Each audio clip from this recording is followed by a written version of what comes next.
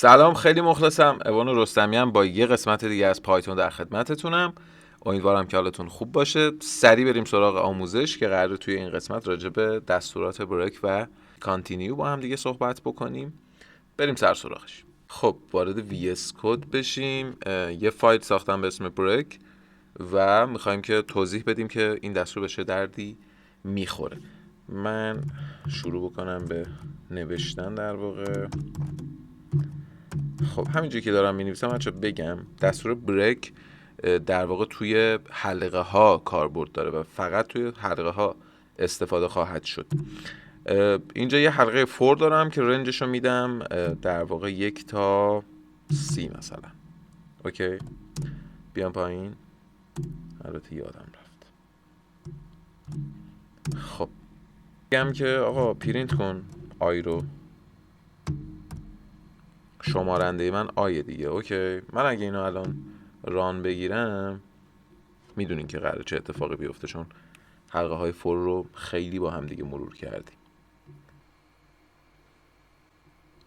خب بچه ها میبینین دیگه از 1 تا 29 رفت، همیشه یه دونه کمتره دیگه. اوکی، من اینو ببندم. حالا بریک چی کار میخواد بکنه با ما این دستور؟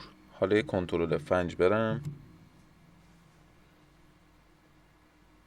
خب فقط یک چاپ شد. اینجا رو میبینین؟ فقط یک چاپ شد. چرا؟ دستور بریک توی حلقه چه فور باشه چه وایل باشه، هر موقع بخوایم ازش استفاده بکنیم کلن جلوی کار حلقه رو میگیره. حالا اینجا چون کلن به کل حلقه بریک دادیم، کل حلقه رو گذاشت کنار، گفت آقا یک همون شروع شد انداخت بیرون. ولی ما میتونیم از شرط ها استفاده بکنیم و بگیم آقا این شرط اتفاق افتاد بریک کن.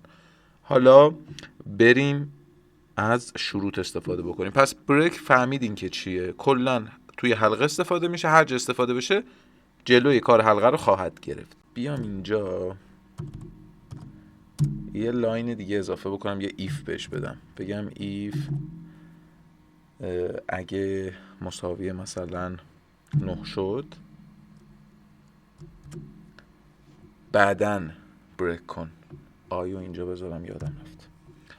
خب حالا یه در واقع بیام اینم فاصلش رو بدم. اوکی، کنترل فنج بریم. بهش شرط دادم، بهش گفتم اگه هر موقع شمارنده من برابر با 9 شد بعد بریک کن.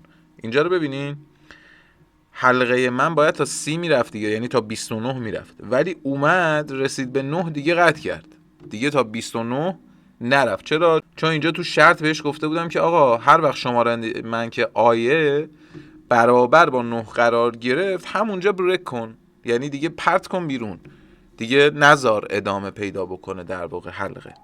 اوکی، پس این نحوه کار در واقع دستور بریک هست که توی وایل هم میتونیم ازش استفاده بکنیم. خب بریم سراغ وایل. اونجا هم یکی دو تا مثال بزنم از بریک با هم دیگه ببینیم. خب من میسم وایل true در واقع.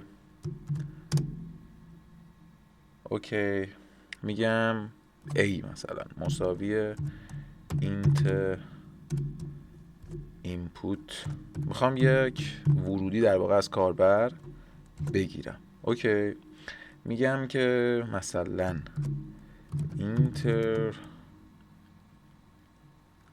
A همون و 2 نقطه. اوکی، حالا بیام پایین بگم که print A. حالا اینجا چرا داره ایرور میده؟ به خاطر اینکه از تی بزرگ باید استفاده بکنیم. خب بچه ها، while true، حلقه while true فکر کنم با هم دیگه کار نکردیم. وقتی while به همراه true میاد یعنی while true، این یک حلقه بی نهایته که همیشه درسته.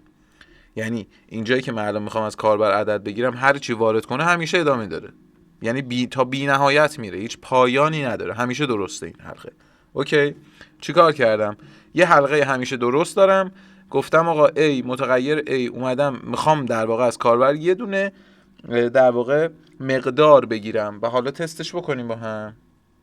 هر عددی قرار از کاربر بگیریم، هر چی بزنیم بی نهایت تکرار خواهد شد. ببینین مثلا 5 میگیرم، اینتر بزنم همونو بهم میگه. 8 میزنم، مثلا یه عدد زیاد میزنم، هر عددی شما بزنی همونو به شما خواهد داد. این از این. خب همیشه درسته دیگه، حلقه‌ایه که همیشه درسته. خب حالا میخوام از دستور بریک استفاده کنم توی این حلقه وایل. خب بیام بهش یک شرطی بدم، بگم آقا این اتفاق افتاد بریک کن.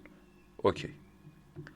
بیام اینجا یه فاصله بدم، بعد یه تب بزنم بگم if اگر a من مثلا کوچیکتر از 0 بود، شما بیا دستور رو بریک کن. اوکی. خب اومدم چیکار کردم؟ یا از یه if استفاده کردم، گفتم زمانی که a کوچیکتر از 0 بود بریک کن، بیا بیرون. حالا تستش کنم. خب الان از کاربر یک در واقع عدد میخواد. میگم که آقا 5 اینتر کنم، همون 5 رو برام چاپ میکنه، ولی مثلا بیام بگم -1 دیگه چاپ نکرد چیزی. دستور بریک کار کرد، چون گفته بودم اگر کاربر از 0 به بالا هر عددی وارد کرد چاپش کن، حلقه بی نهایته. ولی اگر زیر 0 اومد بریک کن، کلا از حلقه بیا بیرون. اوکی. اینم مثالی بود برای حلقه در واقع وایل با دستور بریک. یه ذره پیچیده ترش بکنیم، مثلا بگیم که خب کل اینو پاک کنم، بگم for i اینه در واقع رنج مثلا 1 تا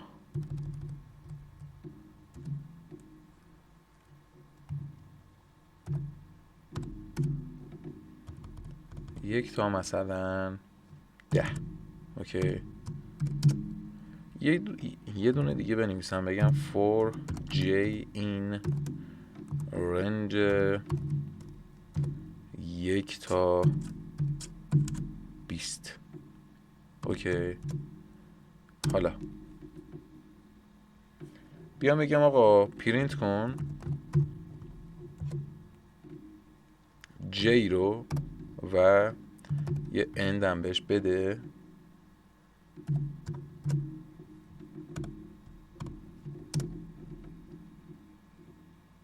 و در آخرم یه پرینت در واقع تو خالی بده. اوکی. این اول تست کنیم با هم.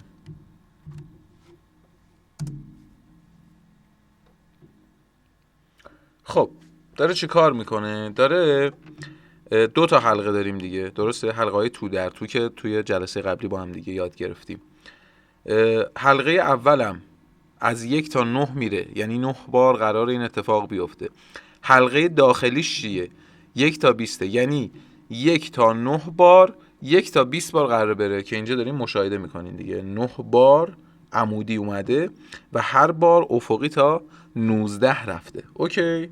خب میخوام بیام از دستور بریک استفاده کنم. میخوام بیام اینجا بگم که یه دونه‌شو بیام پایین. میخوام بگم که if j اگه بزرگتر از مثلا 6 شد، شما دستور بریک رو صادر کن براش. اوکی.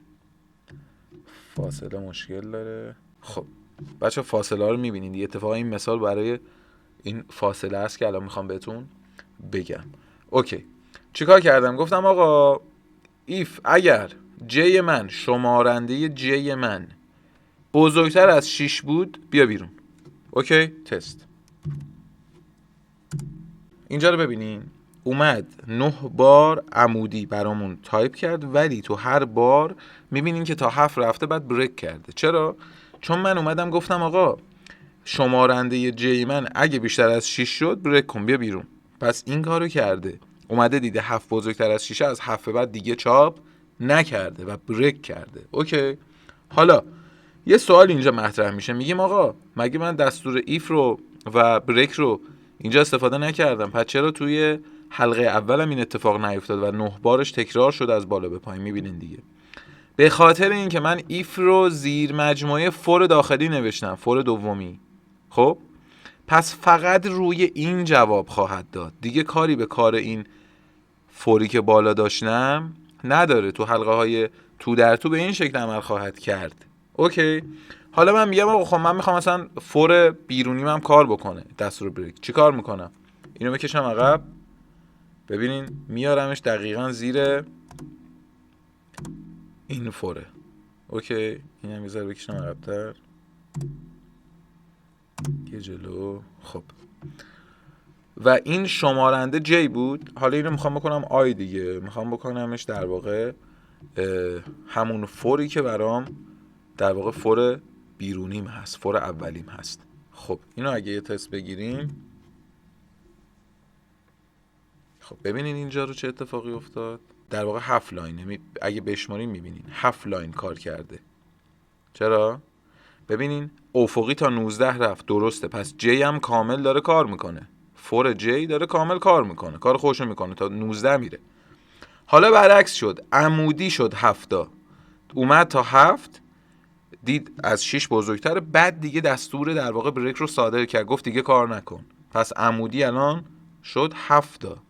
اوکی، پس اینم کار بریک در حلقه های تو در تو بود. این بود دستور بریک توی حلقه ها، حلقه فور و حلقه وایل که با هم دیگه تمرینش کردیم. میمونه دستور کانتینیو که توی قسمت بعدی حتما با هم دیگه کار خواهیم کرد. خسته نباشین، حتما بچه تمرین بکنین، یادتون نره. حمایت هم اگه دوست داشتین انجام بدین. خیلی مخلصیم، خدا نگهدار.